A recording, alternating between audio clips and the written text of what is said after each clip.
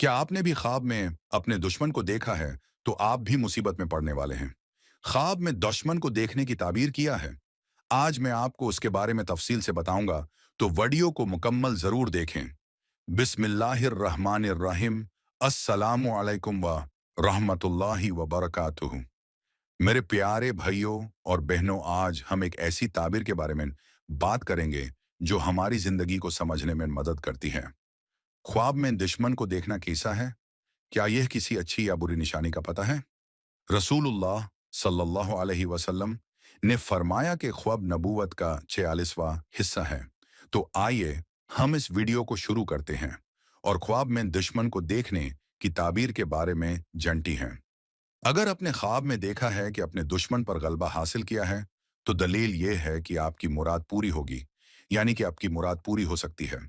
और अगर दुश्मन ने आप पर गलबा किया है, तो फिर उसकी ताबीर पहली वाली ताबीर के बिल्कुल उलट होगी। और अगर आप देखते हैं कि दुश्मन ने आपको खा लिया है, तो दलील है कि बला और मुसीबत में आप पड़ेंगे। तो उसके बाद आपको करना यह है कि तौबा करनी चाहिए, ताकि बला दफा हो जाए, या सदका खैरात करें। हजरत जाफर सादिक रहमता अल्लाह ने फरमाया है कि ख्वाब में दुश्मन का देखना तीन चीजों की वजह से हो सकता है।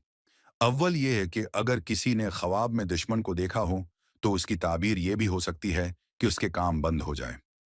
इसके अलावा वो गम और खौफ से दूचार हो सकता है। इसकी ताबीर यह हो सकती है कि उसका माल जाये हो जाएगा।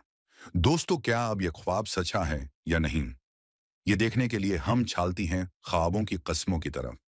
नाजरीन, ख्वाब तीन तरह के होते हैं। एक अल्लाह ताला की तरफ से।